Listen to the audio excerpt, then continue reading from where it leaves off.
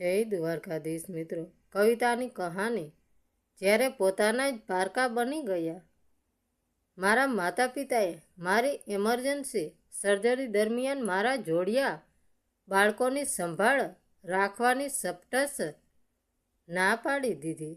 તેમનું કહેવું હતું કે હું માથાકૂટ અને બોજ છું, કારણ કે તેઓ મારી બહેન સાથે અરિજિત સિંહનો લાઈવ કોન્સર્ટ જોવા જવા માટે ટિકિટ લઈ ચૂક્યા હતા.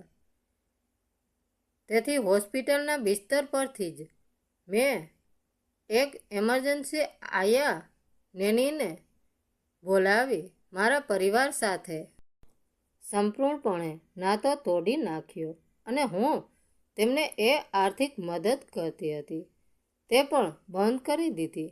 2 અઠવાડિયા પછી જ્યારે હું ઘરે સાજી થઈ રહી હતી ત્યારે જ દરવાજા પર જોર જોરથી ટકોરો પડવા લાગ્યો. એક ભયાનક સવારની શરૂઆત. મારું નામ કવિતા શર્મા છે.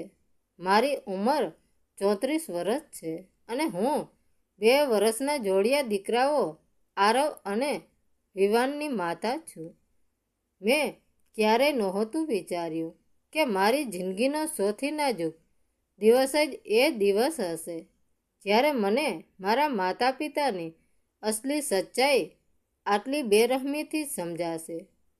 બધું ગુરુવારે વહેલી સવારે બન્યું જ્યારે ઘરના બાથરૂમમાં અચાનક ઉપડેલા સખત દુખાવાએ મને બેવડી વાળી દીધી.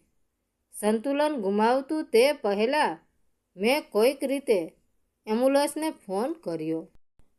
એમ્બ્યુલન્સના રસ્તામાં બસ એક જ ખ્યાલ આવતો હતો, મારા બાળકો તેમના પારણામાં સૂઈ રહ્યા છે અને કોઈક તેમની પાસે હોવું જોઈએ. નિરાશા અને કડવું સત્ય. હોસ્પિટલમાં સ્ટ્રેચર પર સૂતા સૂતા ઇન્ટરનલ બ્લીડિંગ અને તાત્કાલિક સર્જરી જેવા શબ્દો કાનોમાં ગૂંજી રહ્યા હતા. મેં મારા માતા પિતા સુનીતા અને મહેશને ફોન કર્યો. મારો અવાજ ધ્રુજી રહ્યો હતો. મેં મારી હાલત જણાવી, કરગરી કે બસ થોડા કલાકો માટે આવીને બાળકો પાસે રોકાઈ જા. સામે છેડેથી એક વિચિત્ર સન્નાટો છવાઈ ગયો. પછી મારી માતાએ ચીડાઈને કહ્યું કે તેઓ નહીં આવી શકે. તે રાત્રે તેઓ મારી બહેન નેહા સાથે અરિજિત સિંહોનો કોન્સર્ટ જોવા જવાના હતા અને તેઓ આ યાત્રા રદ નહીં કરે. મને લાગ્યું કે મેં કંઈક ખોટું સાંભળ્યું છે. મેં ફરીથી સમજાવ્યું, રડી યાદ અપાવ્યું કે તેમના પુત્રોને અને મને અત્યારે તેમની જરૂર છે. ત્યારે મારા પિતા બોલ્યા, એકદમ ઠંડા કલેજે અને દૂરથી, એવા શબ્દોમાં જે આજે પણ ડંખે છે. તેમણે કહ્યું કે હું હંમેશાથી એક માથાકૂટ રહી છું, એક બોજ છું અને તેઓ મને વારંવાર બચાવીને થાકી ગયા છે. તે જ પળે મારી અંદર કંઈક તૂટી ગયું. તે સર્જરીનો ડર નહોતો, તે એ અહેસાસ હતો કે હું ખરેખર એકલી છું. એક કઠોર પણ જરૂરી નિર્ણય ધ્રુજતા હાથે મેં ફોન કાપી નાખ્યો.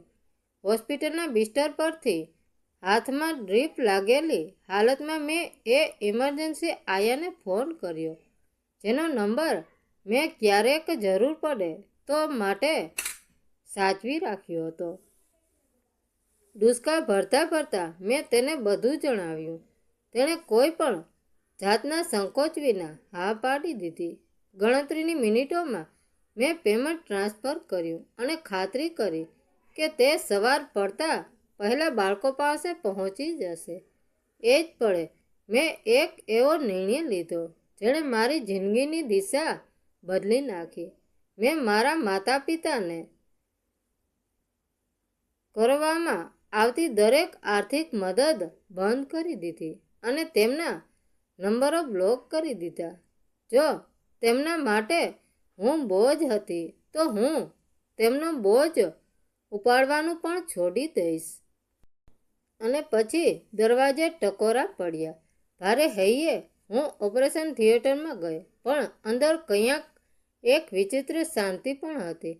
2 અઠવાડિયા પછી જ્યારે હું ઘરે રિકવર થઈ રહી હતી અને મારા જોડિયા બાળકો સુરક્ષિત હતા, ત્યારે જ દરવાજા પર એક જોરદાર બેચેન કરી મૂકે તેવો અવાજ સંભળાયો.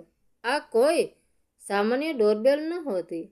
તે ઉતાવળ અને આગ્રહથી ભરેલી હતી, અને મને ખબર હતી કે હવે કંઈ પણ પહેલાં જેવું નહીં રહે. દરવાજા પર પડતા ટકોરા એટલા જોરદાર હતા કે પારણામાં સૂતેલા આરવ અને વિવાન સફાળા જાગી ગયા. મારા હૃદયના ધબકારા વધી ગયા હતા. સર્જરીના ટાંકા હજુ પૂરેપૂરા રૂઝાયા નહોતા, એટલે હું ધીમા પગલે ઊભી થઈ. મારી મદદે આવેલી આયા રમાબેને ચિંતાતુર સ્વરે પૂછ્યું, દીદી, હું જોઉં કોણ છે? મેં તેમને ઈશારાથી બાળકો પાસે રોકવાનું કહ્યું. મને અંદરથી એક ભાસ થઈ રહ્યો હતો કે આ કોણ હોઈ શકે. મેં ઊંડો શ્વાસ લીધો અને દરવાજો ખોલ્યો.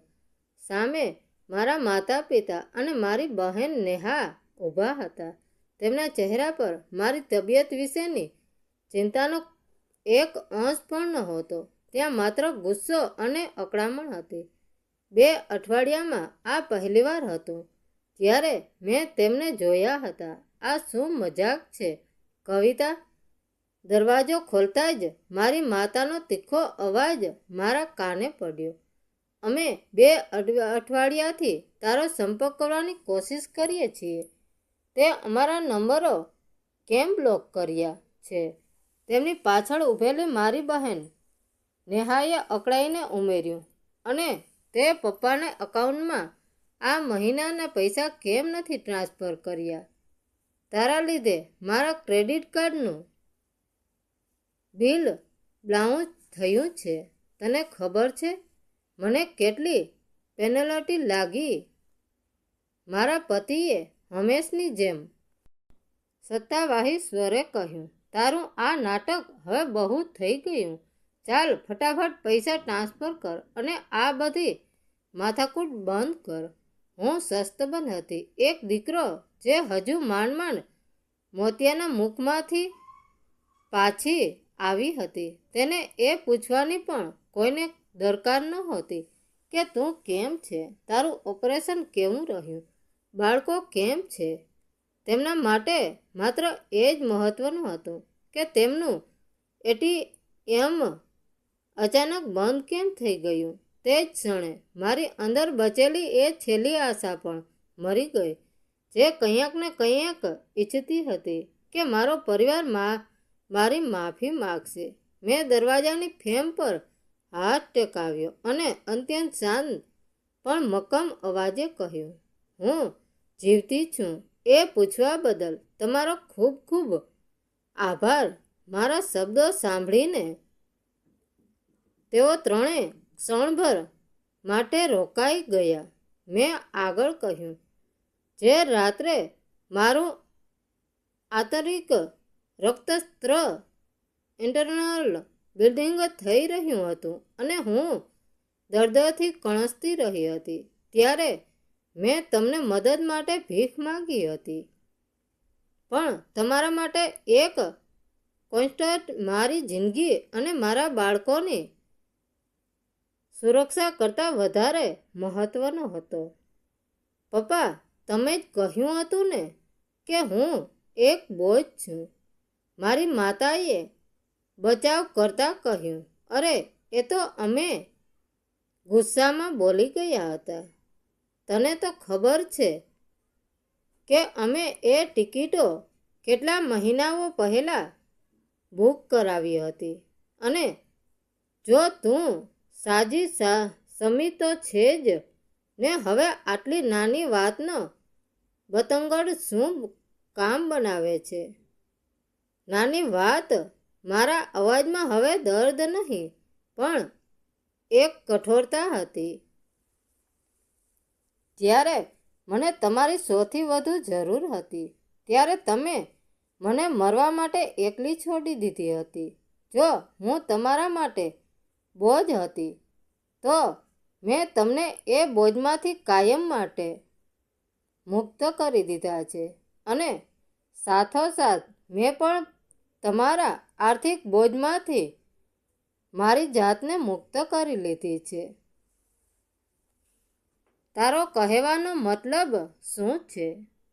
મારા પિતાનો અવાજ ઊંચો થયો. મારો મતલબ એ છે કે હવેથી તમને મારી પાસેથી એક પણ રૂપિયો નહીં મળે. તમારા કોન્સ્ટનેહાના ક્રેડિટ કાર્ડના બિલ અને તમારી લક્ઝરી હવે તમારી પોતાની જવાબદારી છે. મારા બાળકો અને મારી જિંદગીમાં હવે એવા લોકો માટે કોઈ જગ્યા નથી જેઓ માત્ર સ્વાર્થ માટે સંબંધ નિભાવતા હોય. નેહાએ ચીડાઈને કહ્યું, તું આવું ના કરી શકે. અમે તારો પરિવાર છીએ. પરિવાર લોહીથી નહીં, સાથ આપવાથી બને છે. મેં પાછળ વળીને જોયું જ્યાં રમાબેન મારા બંને દીકરાઓને વહાલથી રમાડી રહ્યા હતા. મને મારો અસલી પરિવાર મળી ગયો છે. મેં તેમની આંખોમાં જોયું અને છેલ્લી વાર કહ્યું, મહેરબાની કરીને હવે ક્યારેય આ દરવાજે પાછા ન આવતા.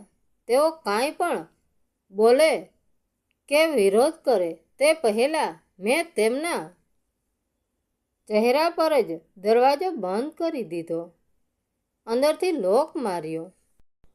દરવાજાની બીજી બાજુથી થોડીવાર માટે બૂમાબૂમ અને ગાળો સંભળાઈ, પણ મેં એ તરફ ધ્યાન ન આપ્યું. મેં ઊંડો શ્વાસ લીધો.